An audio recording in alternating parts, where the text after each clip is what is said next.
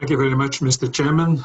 Let me first of all abuse a couple of, well, maybe 1 minute for special greetings to the founding father of the Bologna Declaration and the European and maybe even the OECD approach, Enrico Letta, good friend Enrico Letta. I think cannot be overestimated the importance of that Bologna Charter. Secondly, greet my former fellow colleagues at the OECD. I'm very proud to see that and happy to see that the excellent work the OECD does is continued. And of course, a special word of gratitude to Sergio Arzeni, Lamia also, for holding the standard very high in terms of quality and in terms of intensity of the work. And also special words of greetings to the people representing small and medium enterprises. The difference between politicians and SMEs is that we talk about entrepreneurship and they perform entrepreneurship, and so it's always good to have this in mind. And also hello to Josiane, who's a new brilliant member of the European Parliament, and looking forward to cooperation. The question on the comparison between the financial crisis and the current COVID crisis, well, let me start by two precautionary prudence remarks. Number one, the crisis is still unfolding, and so we should be prepared to unexpected developments, and it's always better to forecast the past than to forecast the future, so let's be conscious of that. Secondly, I think we should also have a bit of humility and humbleness when we assess present and future trends. I think a same meeting last year, or even at the beginning of this year in January, February, would have, of course, COVID out of our radar and would have a totally different tone of voice. So I think COVID-19 has also shown again the limits of the human capacity to really influence things that are coming from the outside, challenges we are confronted with. And I think also in policy assessment and in evaluation of policies, this should be at the core of our. It sounds like normal, but I think it's good to have this as a kind of precaution. So then I come to the comparison. Of course, there are a couple of common points. I would say the fact that the crisis came suddenly in both cases, although in terms of the financial crisis, I must say that already in 2008, there was not a real forecast. Beginning of 2008, the end of 2007, there were some lights that started to be shifting from green to orange, but still it was a sudden, unexpected crisis. And of course, COVID-19 is the example of a sudden crisis. In the case of the financial crisis, let's be fair, the disruption was more specific to some parts of the economy. It was, of course, the real estate market in the US that caused all the difficulties. But it was only a sign of a bubble that was exploding, and more deeply in the economy, there was the issue of all kinds of non-performing loans and in the real estate mortgages. The real estate market was hit, the financial market was hit, but it was only indirectly that there was an impact on trust of investors, confidence in the future of consumers. And so only indirectly there was an effect on the real economy. And although it was, to our appreciation then, it seemed to be unfolding in a very fast way, still when you compare it to COVID-19, it was an easier crisis to manage. And I say that with a lot of respect for all the people that have been engaged in managing the financial crisis, very difficult. But still, I think the crisis now is more sudden, is unfolding faster, is more global, is more systemic. When it comes to SMEs, I think that the financial crisis was impacting negatively things as already mentioned, the confidence and trust of investors and consumers, but closer to the SME, the access to capital, the, let's say, the relation with their banks, with their investors. Now it is really the whole of the supply and demand that is affected. The supply chains that are broken up suddenly, of course, the demand, and also just the fact to close. I think a very important part of the SMEs today in the world just suffer from the fact that they cannot open their doors. They cannot be active anymore. Of course, there are big differences from sector to sector, but systemically, all over the place, this is really hitting now the core of the activity of SMEs, where the financial crisis was more, let's say, indirectly. And as I mentioned already before, one big difference is the difference in sectors that are hit. I think that now tourism, travel, but also let's say the very small auto-entrepreneurship and very small enterprises are more hit than with the financial crisis. The financial crisis was also more geographically uneven, with, I think, a lot of parts of Asia just not hit by the crisis of 2008, 2011. This time, mostly all parts of the world are hit, as we can witness, or as we don't witness today. Because I think in the statistics, the figures, but OECD could elaborate on that better than I can do, but that there's a lot of there are a lot of developments and effects, impacts of the COVID crisis that are still hidden because of the lack of really very well-performing statistical instruments that lack in some parts of the world.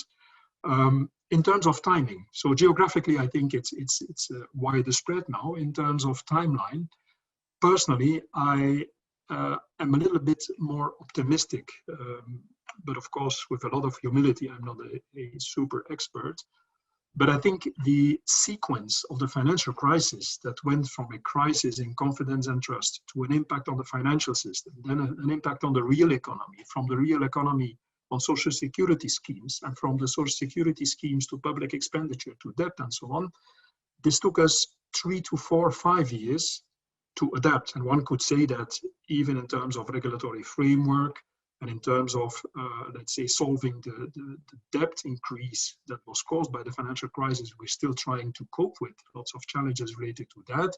So let's say the timeline of the effects of the financial crisis, I think, will be longer than the one of COVID-19. Certainly if let's say the optimistic information we got, the news we got beginning of this week and last week about the vaccine, certainly if that really appears to be close to reality, and we have to be very prudent there, but I think that the timeline could be shorter of this COVID-19 crisis. It won't be a V development. I think it will be an U, and maybe a U with one of the legs a bit more, not really vertical, but still I would say in terms of tourism that it could be, let's say, not so long than in the case of the financial crisis. I think for the positioning of the SMEs, and then I close with a couple of words on public authorities, the way SMEs will regain traction in terms of their activities as such, in terms also of making profit, will depend on their capacity to, let's say, to address two windows that are affecting their competitiveness. Number one, I think the degree to which the SMEs will grab the window of, fill the window of opportunity, use the window of opportunity to increase the productivity, to benefit from productivity gains. It is clear that as a reaction to the impact on the core of the activities of the SMEs, there has been a lot of cost cutting. Cost cutting more spectacularly in terms of, for instance, travel, in terms of all kinds of costs that are related to entrepreneurship. And so I think it is important for SMEs to seize the opportunity of having to cut all these costs, to see when they come again to, let's say, running their business as it was before the crisis, whether they can structurally include these cost savings that are not temporarily imposed by the circumstances, if they can include them in kind of a 360-degree review of the way they function. And that goes for their own activities, but also the way they do their outreach to potential consumers, their outreach to potential clients. Number two, in terms of the product itself, I think that crisis has shown, COVID crisis, that in terms of customization, in terms of answering the needs of clients and consumers, there is still some progress to make, and there are still some opportunities that can be grabbed by SMEs, maybe even in a more flexible way than the real big shots and the real big companies. So customization, more specific services, more specific products adapted to the reality of and the demands of consumers, I think there could be a speeding up of a normal development that we see in the, let's say, the changes in attitude, services and products, the changes in the offer of products. Other aspect thirdly is digitalization. There's a lot of digitalization that was forced now on SMEs, forced on their employees. Will they continue to use all these ICT tools also in the future? And will they have the courage to just scrap, to just delete some expenditure that was there before the COVID-19 crisis, and that now under the impact of the COVID-19 crisis was just swiped out? For example, of course, the COVID crisis has shown some new needs in the field of caregiving, in the field of pharmaceuticals, in the field of how people organize their daily lives, how travel is approached, and so on. Will our SMEs really grab all the chances and opportunities to engineer new services, to engineer new answers to the demands? I think for bigger companies, the COVID-19 crisis could turn out maybe a bit more difficult to cope with. For instance, take an example, the car industry. Already before the COVID-19 crisis, the car industry was facing lots of challenges in terms of transformation of the product, transformation of the business.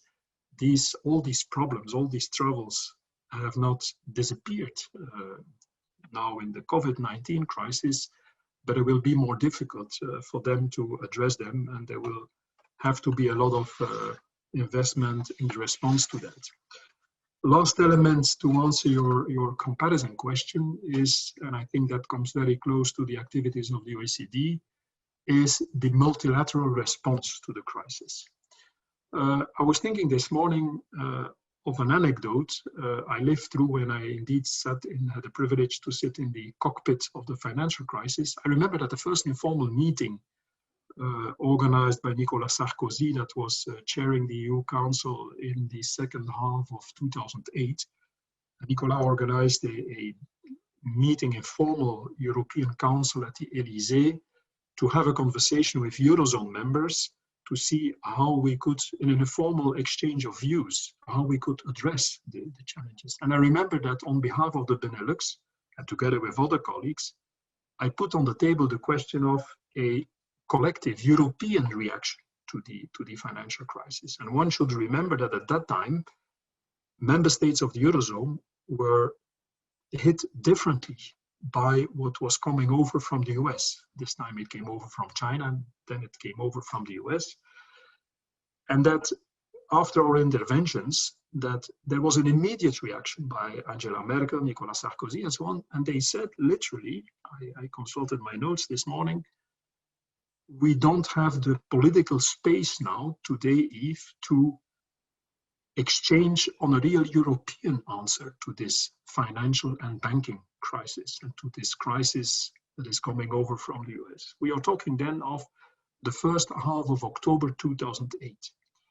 And I say that with a lot of empathy and understanding, because indeed it was politically, there was no, let's say, sufficient momentum to already then engineer a European response. And so it has taken us, and you can read a lot of books on this period now, it has taken us in the European Union, in the Eurozone, for instance, it has taken us, I think, 2 to 3 years' time to strengthen the prudential controls, to agree on packages and access to credits and low emergency loans and so on in the case of Greece, Portugal, Ireland, and some other measures. So it has taken us as a multilateral system 2 to 3 years. I would say that although at first sight it seems at least maybe even worse than then, I would say that the multilateral system has been more active in responding to the challenges. I think the first weeks didn't show a very good reaction by the European Union. That is sometimes big on small and small on big. And this time it seemed at the beginning that the European Union again would be very small in answering this very big challenge.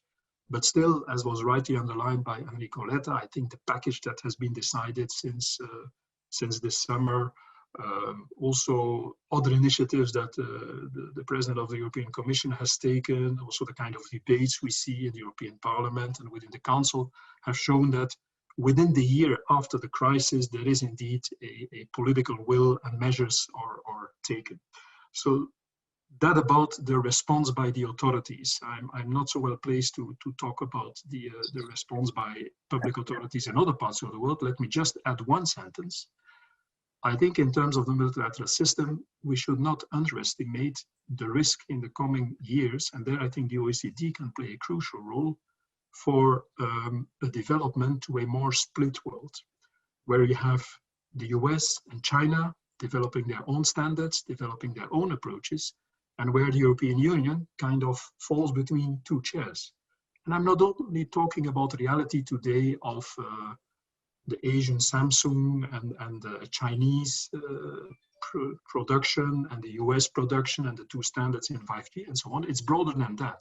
And I think that there the OECD has a meeting point of the industrialized world, but also with lots of working parties, including participation of also non-OECD members. And also the methodology of the OECD can help the world to prepare the economies to better answer the challenges than we did starting from the financial crisis. I close here and I'm looking forward also to the Q&A that will follow. Thank you very much.